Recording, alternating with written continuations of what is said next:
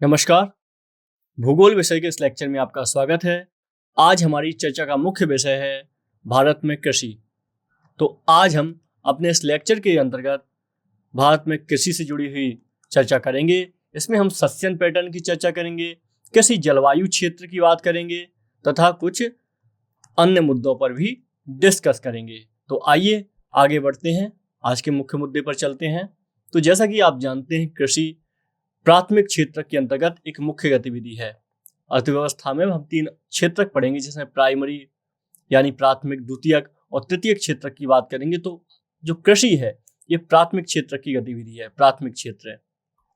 जैसा कि आप जानते हैं, भारत एक कृषि प्रधान देश है, कृषि प्रधान देश है और यहाँ पे गाँव का देश भी है भारत। तो इस तरीके से भारत में कृषि एक मुख्य पेशा हो जाता है। अगर एक दृष्टिकोण से, अगर एक आंकड़े की बात की जाए तो भारत में अभी भी लगभग 50% जनसंख्या, 49% जनसंख्या कृषि पर आश्रित है। तो इस दृष्टि से देखा जाए तो कृषि एक बहुत ही महत्वपूर्ण पेशा हो जाता है भारत का, और हमें इस पर ध्यान देना भी आवश्यक है, क्योंकि ये देश की खाद्य जरूरतों को दूर करता है, खाद्य आवश्यकताओं की पूर्ति करता है ये क्षेत्र। तो चलिए, तो ये इस क्षेत्र का महत्व है, ये कृषि का महत्व है। अब इसी दृष्टिकोण के साथ हम आगे चल के कृषि की बात करेंगे। तो कृषि की बात करते समय कुछ बिंदुओं पर और यहाँ पे बात करनी जरूरी है। कृषि की बात करते समय यहाँ पे कुछ और बिंदुओं पर हम बात कर लेते हैं। अगर हम आर्थिक सर्वे की बात करें तो देश में जो कृषि का योगदान होता है ये लगभग कितना होता है, तो करीब आप देखेंगे, ये औसत है, ये एक्यूरेट नहीं है, ये औसत योगदान है। तो करीब 20% के आसपास, 17 से 18, या हम इसको 20% भी बोल सकते हैं, इसको हम 17 से 18 ले लेते हैं। 17 से 18% योगदान होता है कृषि का अर्थव्यवस्था में, यानी जो जीबीए होता है, जो जीडीपी होता है टोटल, तो जीबीए में इसकी कुल हिस्सेदारी होती है 17 से 18%। सबसे ज्यादा हिस्सेदारी किसकी होती है? तृतीय क्षेत्र की होती है। तृतीय क्षेत्र में क्या क्या चीजें आती हैं इसकी बात हम बाद में करेंगे। और प्राथमिक क्षेत्र की हिस्सेदारी होती है 17 से 18%। और ये किसी भी देश के लिए अच्छा ही माना जाता है अगर प्राथमिक क्षेत्र में हिस्सेदारी कम हो रही है। हालांकि द्वितीय को तृतीय क्षेत्र में हिस्सेदारी बढ़नी चाहिए इसका, तो ये स्थिति अच्छी मानी जाती है। तो आइए और कुछ बात करते हैं। तो सबसे पहले हम बात कर लेते हैं कृषि पारिस्थितिक क्षेत्रों की। तो कृषि पारिस्थितिक क्षेत्रों की बात कर लेते हैं पहले। तो भारत में नेशनल ब्यूरो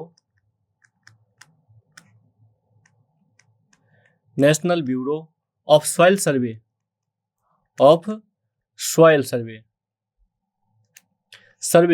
के अनुसार भारत में जो कृषि क्षेत्र हैं इनको 60 कृषि पारिस्थितिक क्षेत्रों में बांटा गया है। 60 कृषि पारिस्थितिक क्षेत्रों में बांटा गया है भारत में नेशनल ब्यूरो ऑफ सॉइल सर्वे के द्वारा।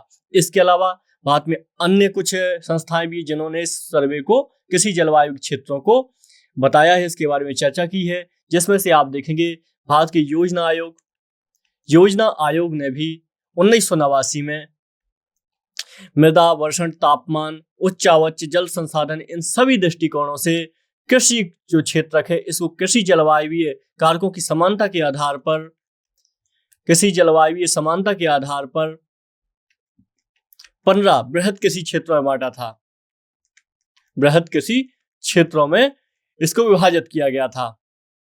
इसके अलावा राष्ट्रीय कृषि आयोग ने भी 1971 में जो कृषि जलवायु प्रदेश हैं इनको 127 कृषि जलवायु प्रदेशों में बांटा है। तो इस तरीके से विभिन्न संस्थानों ने भारत में जो कृषि जलवायु क्षेत्र, यहाँ की कंडीशन है, यहाँ पे जो मृदा, वर्षण, तापमान जैसी परिस्थितियां हैं, इसके आधार पे कृषि क्षेत्रों को बांटा हुआ है। अभी हम इन कृषि क्षेत्रों की बात करेंगे। इसके पहले हम कुछ बेसिक बात कर लेते हैं जो आज की चर्चा की दृष्टिकोण से बहुत ज्यादा महत्वपूर्ण होने वाले हैं। और इसमें हम सबसे पहले देख लेते हैं आखिर फसलें कितने प्रकार की होती हैं। क्योंकि आपको पहले ये पता होना चाहिए कि हम कौन कौन सी फसलें किस तरीके से आती हैं, तो इससे थोड़ा आसान हो जाएगा। तो सबसे पहले हम अगर बात करें तो हम रबी फसल देख लेते हैं। 3 प्रकार की फसलें होती हैं। इसमें रबी होती है, रबी फसल, इसमें खरीफ फसल होती है, खरीफ, और तीसरी फसल होती है जायद की फसलें। क्या होती हैं रबी फसलें? ऐसी फसलें जिनकी बुआई होती है अक्टूबर नवंबर में, बुआई होती है और कटाई होती है इसकी, ये फसलें कटती हैं मार्च अप्रैल में। तो इन फसलों को कहा जाता है रबी की फसल कहा जाता है। उदाहरण क्या हो जाएंगे इसके? गेहूं हो जाएगा, चना हो जाएगा, जौ हो जाएगा, जिसको जवा भी बोलते हैं, मटर हो जाएगी, सरसों हो जाएगी, मसूर, आलू इत्यादि, ये सब रबी की फसलें मानी जाती हैं। जबकि खरीफ की फसलें क्या होती हैं? इनकी बुआई हो जून जुलाई में और कटाई इनकी हो अक्टूबर नवंबर में। तो इनको खरीफ की फसलें कहा जाता है। खरीफ की फसलों के कुछ उदाहरण देख लेते हैं। चावल खरीफ की फसल है, याद रखिएगा। चावल, ज्वार बाजरा का नाम सुना होगा ना आपने, तो ये ज्वार बाजरा, इनको मोटे अनाज भी कहते हैं। मक्का मोटे अनाज में नहीं आता है, याद रखिएगा। तिल, मूंगफली, ये सब मोटे अनाज, ये सब खरीफ की फसलें हैं। इसमें से एक फसल और याद रखिएगा, एग्जाम में पूछी जा चुकी है। सोयाबीन किस चीज की फसल है? रबी की या खरीफ की? तो सोयाबीन भी खरीफ की फसल है, याद रखिएगा। और तीसरा फसल पैटर्न है जायद का। जायद में आती हैं ये मार्च में ग्रीष्म काल के मौसम में बोई जाती हैं, मार्च में, और जुलाई में ये निकाल ली जाती हैं। इन फसलों में आएगा तरबूज आ जाएगा, खरबूज आ जाएगा, ककड़ी, खीरा, भिंडी आदि बहुत सारी सब्जियां इसमें आ जाती हैं जायद की फसल में। तो इस तरीके से 3 फसल पैटर्न है। इन फसल पैटर्न को याद रखिएगा, आपको आसानी होगी एग्रीकल्चर को पढ़ने में और इनसे संबंधित चीजों को पढ़ने में। ठीक है, तो गेहूं याद रखिएगा, भारत गेहूं में बहुत बड़ा उत्पादक राष्ट्र है। अभी हम बात करेंगे जो करंट का डेटा चल रहा है, इसके हिसाब से हम बात करेंगे कौन सी फसल के मामले में कौन सा राज्य प्रथम नंबर पर है और अन्य देश कहाँ स्टैंड करते हैं। अभी इन सब फैक्टों के बारे में हम पढ़ेंगे। जान लीजिए, एक चीज जान लीजिए गेहूं के बारे में, क्योंकि गेहूं के मामले में आप जानते हैं भारत आत्मनिर्भर हो चुका है हरित क्रांति के बाद। तो गेहूं की जो फसल होती है ये 10 से 25 डिग्री तापमान पर जरूरत होती है इसको, 50 से 75 सेंटीमीटर की वर्षा आवश्यक होती है गेहूं के लिए। तो इस तरीके से ये एग्जाम में पूछा जा चुका है, तो आपको पता होना चाहिए। चलिए गेहूं की कुछ किस्मों के बारे में जान लेते हैं, क्योंकि गेहूं की यहाँ से भी प्रश्न बनते हैं आजकल। तो इसकी गेहूं की कुछ किस्मों के नाम हो जाएंगे सोनालिका, अर्जुन, कुंदन, ये सब गेहूं की किस्में हैं। इसमें लरमा रोजो और मियो, नोरेन 10, ये सब गेहूं की किस्में हैं, याद रखिएगा। कल्याण सोना नाम की एक प्रश्न बना था, कल्याण सोना क्या है? ये गेहूं की एक किस्म ही है, ये भी आप याद रखिएगा। ठीक है, चलिए इसमें कुछ रोग भी लगते हैं गेहूं में, आपको ये गेहूं के रोग भी पता होने चाहिए, इसमें कभी कभी प्रश्न बन जाते हैं। ठीक है, एक मैक्रोनी गेहूं भी होता है, ये भी एक किस्म में है, और ये सूखे प्रदेशों में गेहूं की किस्म प्राप्त होती है। तो इसमें कुछ अगर हम रोग की बात करें तो इसमें हो जाएगा टिटेलिया इंडिका, रस्ट, किट्टू, इस तरीके से ये कुछ रोग के नाम हो जाएंगे जो गेहूं की फसल में लगते हैं। बहुत ज्यादा इनमें आपको जानने की आवश्यकता नहीं है। तो चलिए, हमने देखा किस तरीके से रबी, खरीफ और जायद की फसल के बारे में बातचीत की। अब हम कुछ और बात करते हैं आगे चल के इससे। तो इसमें टाइप्स ऑफ फार्मिंग देख लेते हैं।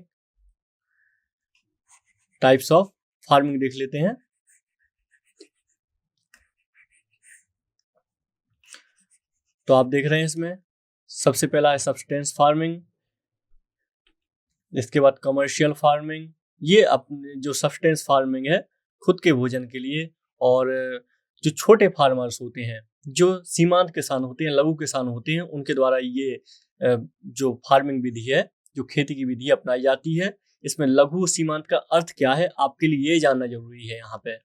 क्योंकि आपके मेंस नहीं होना है जिससे आपको इसकी परिभाषा लिखनी पड़े। जो आपके लिए काम का है इसको सुन लीजिए। तो सीमांत लघु क्या होता है, आप सुने, आगे चल के पढ़ेंगे कि भारत में सबसे ज्यादा जो किसान है ये सीमांत लघु जोत वाले किसान हैं। इनकी संख्या 86% है। तो सीमांत लघु का मतलब होता है जिसके पास 1 हेक्टेयर से कम जमीन हो, कम खेत हो, उसको सीमांत बोलते हैं। और जिसके पास 2 हेक्टेयर से कम का खेत हो या कम जमीन हो जिसमें खेती करने के लिए, इसको बोलते हैं 1 हेक्टेयर से कम। और ये हो जाएगा 2 हेक्टेयर से कम अगर जोत हो तो इसको लघु किसान बोलते हैं। ये आपके लिए काम का है। कमर्शियल फार्मिंग क्या होती है, ऐसी खेती जिसमें वाणिज्यिक फसलों की खेती की जाती है। इसका अर्थ क्या होता है, ये फसलें सिर्फ अपने भोजन योग्य नहीं बल्कि विक्रय के लिहाज से भी इनकी खेती की जाती है। इसमें कुछ अगर हम उदाहरण रखें तो इसमें सोयाबीन हो जाएगा, सोयाबीन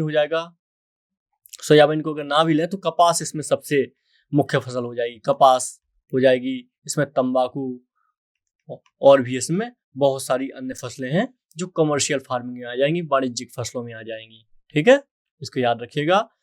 कुछ मेजर क्रॉप्स की बात कर लेते हैं, मुख्य फसलों की बात कर लेते हैं।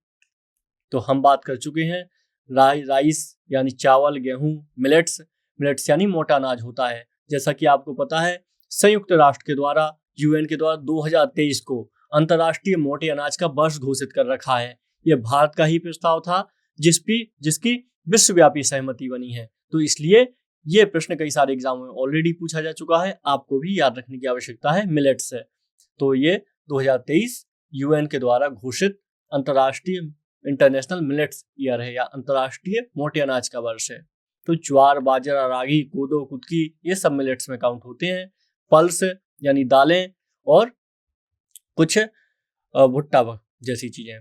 तो ये मेजर क्रॉप्स, फूड क्रॉप्स हो जाएंगी। कैश क्रॉप्स में कौन कौन सी आ जाएंगी, वाणिज्यिक फसलों में कॉटन यानी कपास, गन्ना और इसके अलावा कुछ तिलहन फसलें तथा चाय, कॉफी या चाय, कहवा, मसाले आदि कैश क्रॉप्स में आती हैं। मसाले ये सब आएंगी आपकी किसमें, ये आएंगी वाणिज्यिक फसलें या कैश क्रॉप। इनको नकदी फसल भी बोलते हैं, नकदी फसल भी इनको बोलते हैं, कैश क्रॉप्स को हिंदी में। ठीक है, याद रखेंगे। आइए एक मुख्य टॉपिक पर बात कर लेते हैं, ग्रीन रेवोल्यूशन के बारे में। ग्रीन रेवोल्यूशन क्या है, तो ग्रीन रेवोल्यूशन आपको समझने की आवश्यकता है, ये बहुत ही महत्वपूर्ण है।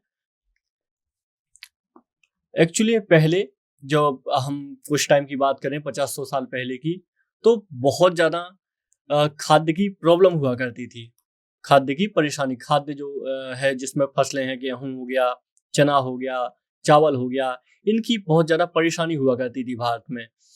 तो भारत के वैज्ञानिक थे एम.एस. स्वामीनाथन, हाल फिलहाल में इनका निधन हो गया है, एम.एस. स्वामीनाथन। तो इन्होंने क्या किया, हरित क्रांति के जनक थे अमेरिका में हरित क्रांति के जनक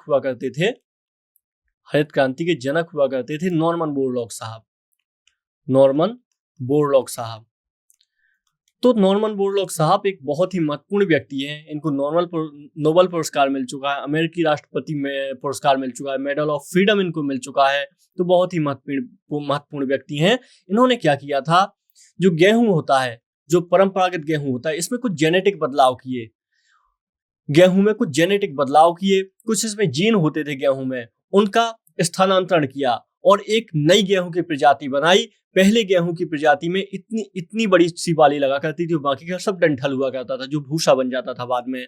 तो नॉर्मन बोरलॉग साहब ने क्या किया, एक अन्य प्रजाति की गेहूं की प्रजाति की शुरुआत की, जिसमें जो गेहूं का इतना बड़ा डंठल हुआ करता था, अब इसमें ये जो गेहूं की बाल है बहुत बड़ी लगने लगी, इसमें ज्यादा गेहूं निकलने लगा। यानी इसमें एक बाल, जो गेहूं की एक छोटा सा एक पेड़ ही मान सकते हैं, जो एक पेड़ होता था, इसमें ज्यादा गेहूं लगने लगे। तो इस तरीके से इन्होंने जीन में परिवर्तन करके गेहूं की उत्पादकता बढ़ाने में योगदान दिया था। बहुत ही साधारण शब्दों में हम समझ रहे हैं।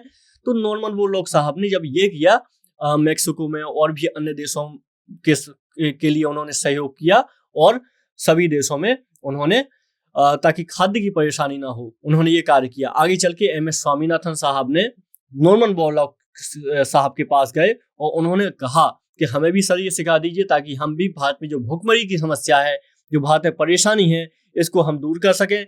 तो आखिर नॉर्मन बोरलॉग साहब ने एम एस स्वामीनाथन को सिखाया और इनको, नॉर्मन बोरलॉग साहब को याद रखिएगा, 2006 में भारत का पद्म विभूषण सम्मान भी प्राप्त हो चुका है। ठीक है, तो इसलिए बहुत ही महत्वपूर्ण व्यक्ति हैं। तो इस तरीके से अगर कहा जाए, विश्व में हरित क्रांति के पिता के रूप में किसको जाना जाता है? नॉर्मन बोरलॉग साहब। जबकि भारत में हरित क्रांति के पिता के रूप में जाना जाता है एम एस स्वामीनाथन साहब। तो इसलिए ये दोनों ही नाम बहुत ज्यादा महत्वपूर्ण हैं, इनका नाम याद रखिएगा। इस तरीके से इनके द्वारा विकसित, नॉर्मन बोरलॉग साहब के द्वारा एम एस स्वामीनाथन द्वारा सीखा गया। एम एस स्वामीनाथन ने भारत में इसमें प्रयोग करने शुरू किए और आखिरकार भारत में उच्च उत्पादकता वाले गेहूं की किस्म की खेती शुरू हुई। इसको हम हरित क्रांति का नाम देते हैं। तो हम हरित क्रांति का नाम देते हैं। इसमें क्या हुआ था? हरित क्रांति में जो उच्च कोटि के बीज उपयोग किए जाते हैं, उन्नत बीजों का प्रयोग किया जाता है, हाइब्रिड किस्म के गेहूं होते हैं और इनका उपयोग किया जाता है उत्पादकता में। अगर भारत में हम बात करें तो हरित क्रांति की, तो जो पहला चरण था, पहले चरण की शुरुआत होती है यहाँ पे 1966 से 1981 तक होती है। 1966 से 1981 तक भारत में पहले चरण की शुरुआत होती है हरित क्रांति के। इस चरण में आप देखेंगे हरियाणा, पंजाब और जो पश्चिमी उत्तर प्रदेश है, इस क्षेत्र में बहुत बड़े स्तर पर खेती की शुरुआत होती है और बहुत ज्यादा फायदा होता है। आगे चल के 1981 से 95 में दूसरे चरण की शुरुआत होती है और इसके बाद 1995 में पूरे भारत में हरित क्रांति लागू कर दी जाती है और पूरे भारत देश में ये जो नई प्रजाति थी गेहूं की, इसको पहुंचाना शुरू कर दिया जाता। हालांकि इसके साथ आवश्यकता होती है इस प्रजाति में अत्यधिक खाद की आवश्यकता होती है। खाद जानते हैं आप, उर्वरक की हम बात कर रहे हैं, उर्वरक की आवश्यकता होती है। इसके अलावा पानी की अत्यधिक आवश्यकता होती है। तो इसी तरीके से आप देखेंगे भारत में एनपीके, जो रासायनिक यूरिया होता है, इसकी मात्रा भी बढ़ जाती है, ये भी ज्यादा उपयोग होने लगता है।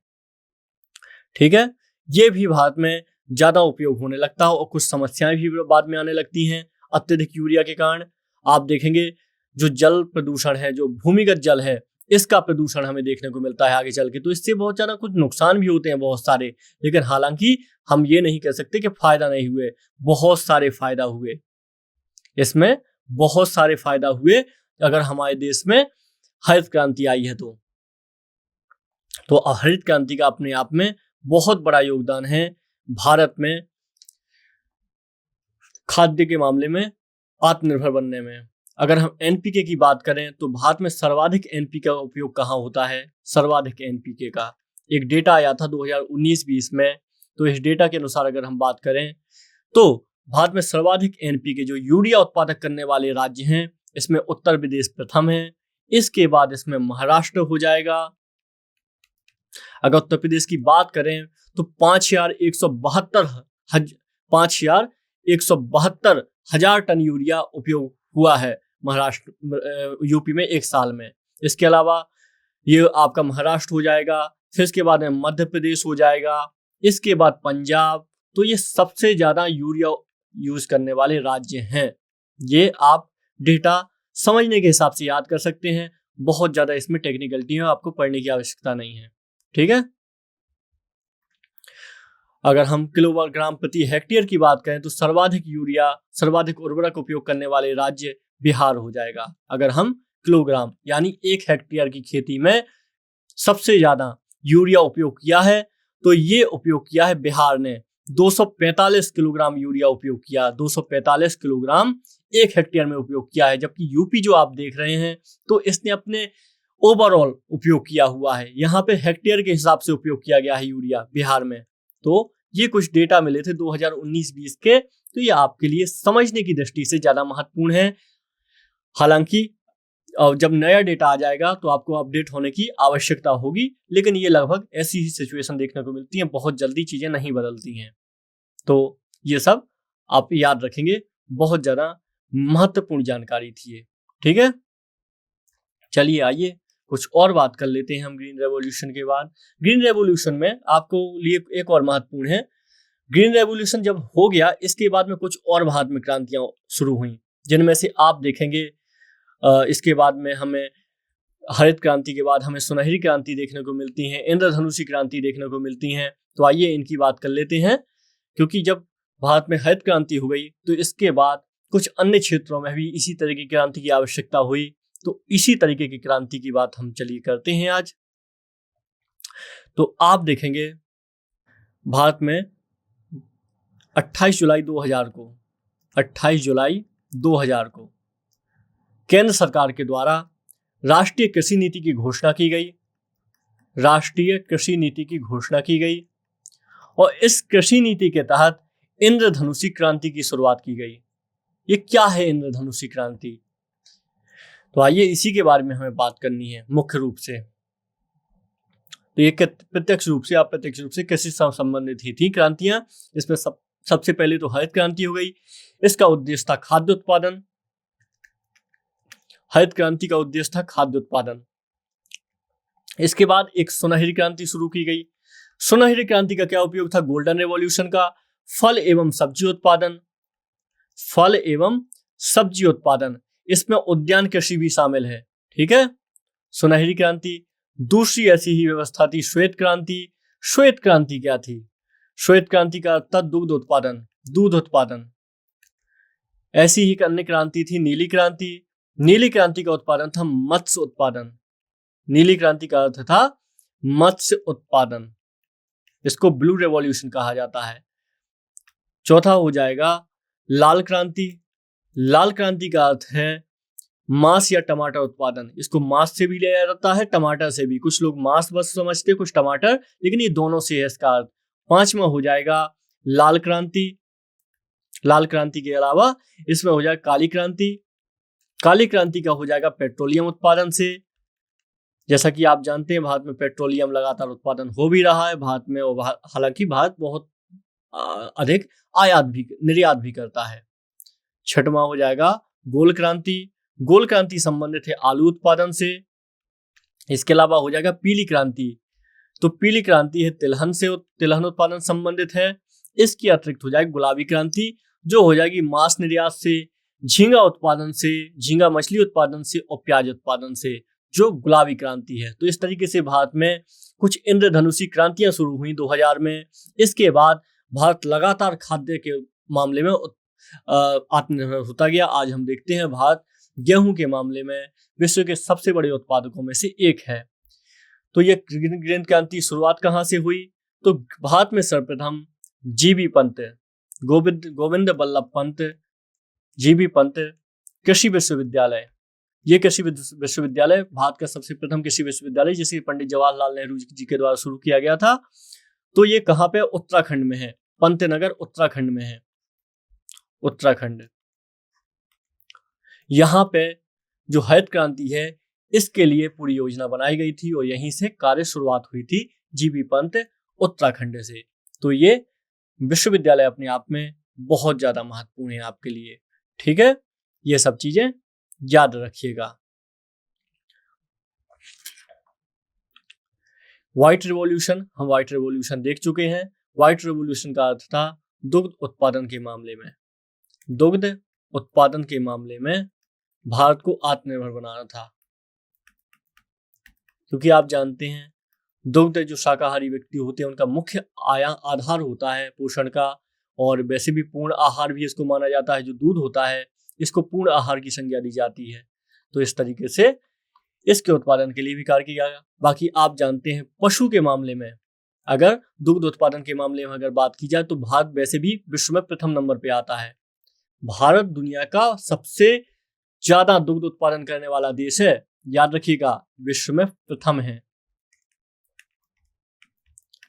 तो ये आपके लिए महत्वपूर्ण है।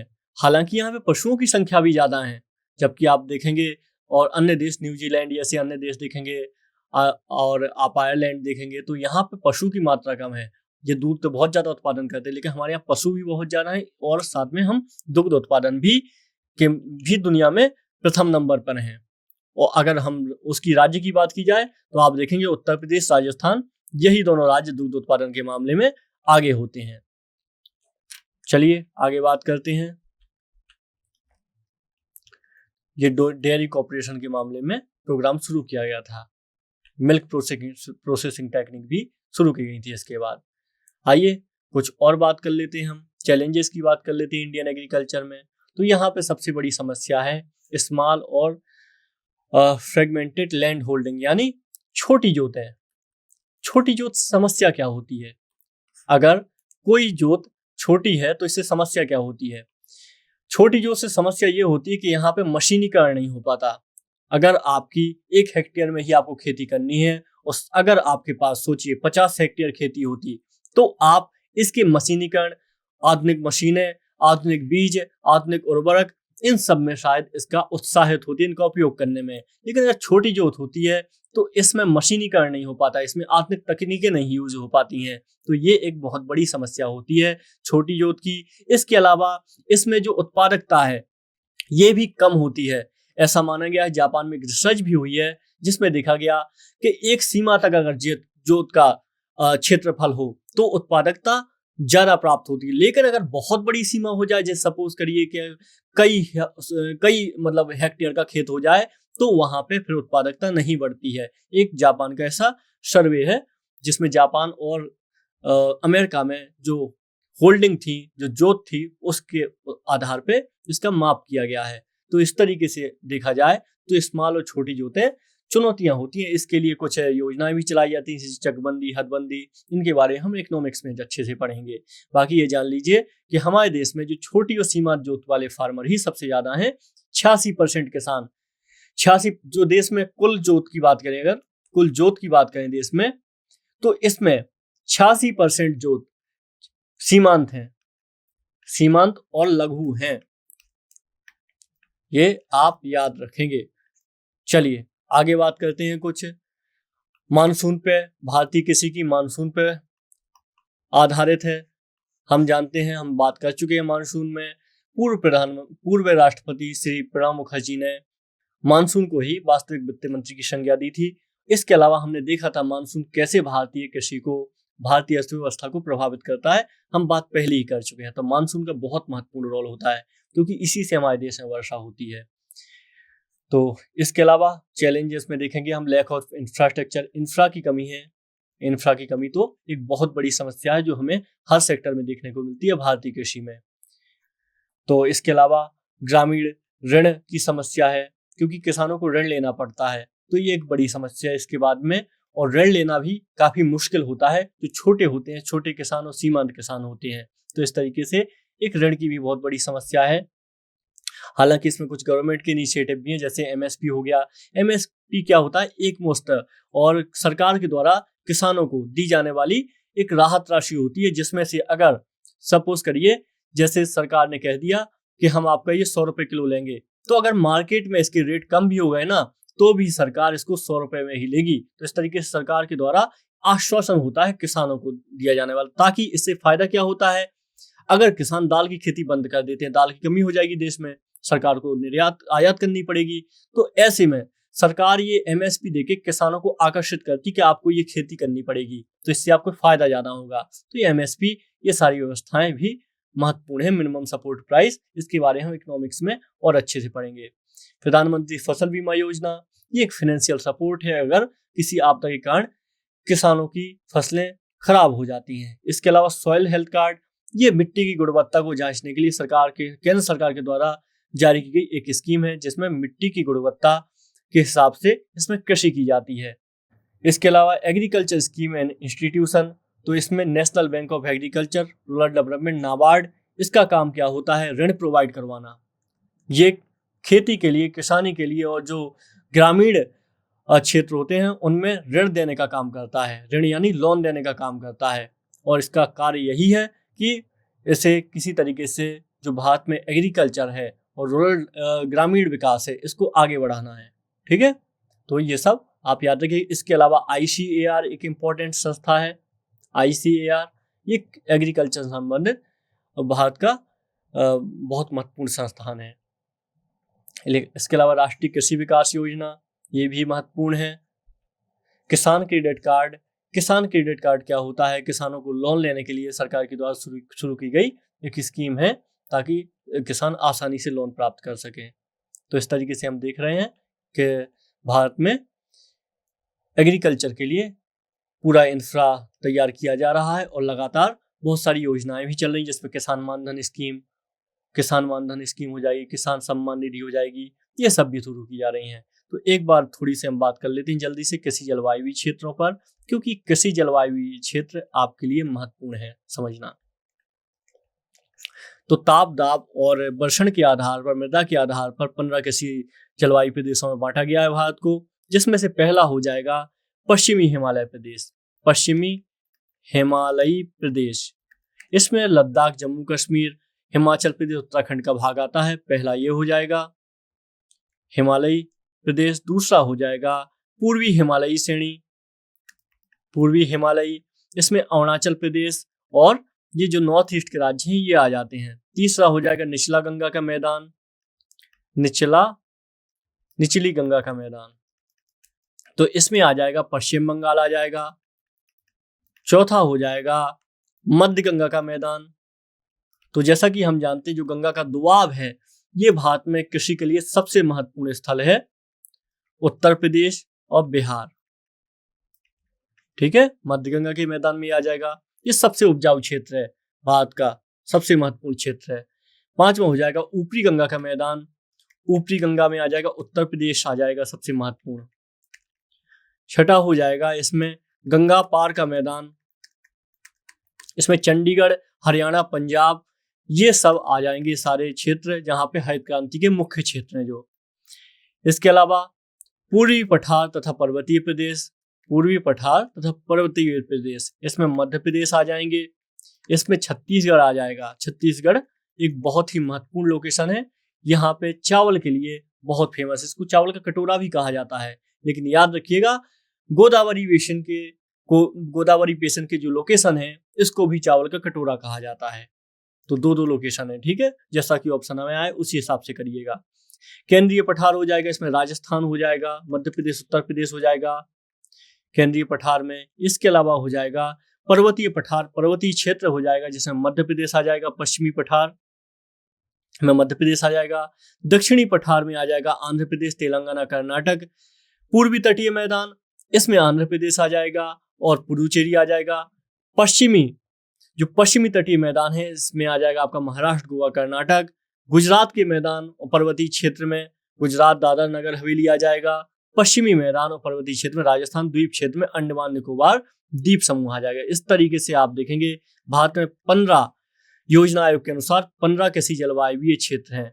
ठीक है, ये आप याद रखिएगा। चलिए कुछ और बात कर लेते हैं। इसी तरीके का एक सर्वे किया था राष्ट्रीय मृदा सर्वेक्षण उपयोग नियोजन ब्यूरो नागपुर के द्वारा। इसने भारतीय कृषि पारिस्थितिक प्रदेशों को 20 प्रमुख क्षेत्रों में बांटा गया है, जिसमें से शुष्क पारिस्थितिक क्षेत्र हो जाएंगे, अर्ध शुष्क हो जाएगा, इसमें हो जाएगा उपाद्र पारिस्थितिक क्षेत्र हो जाएंगे, इसमें पूर्वी पठार हो जाएगा, इसमें उत्तरी मैदान हो जाएगा, निचले गंगा का मैदान, मध्य गंगा का, और आद्र पारिस्थितिक तंत्र हो जाएगा जिसमें असम, उत्तरी बंगाल का मैदान हो जाएगा, पूर्वी हिमालय हो जाएगा, और एक हो जाएगा तटीय पारिस्थितिक क्षेत्र है जिसमें से तटीय मैदान शामिल हो जाएंगे। इस तरीके से आप भारत में देखेंगे तो 15 योजना आयोग के अनुसार 15 कृषि जलवायु क्षेत्र भी हैं, ये आप याद रखेंगे। तो आज के इस लेक्चर को हम यहीं पर कंप्लीट करते हैं, मिलते हैं एक अगले सेशन के साथ। नमस्कार।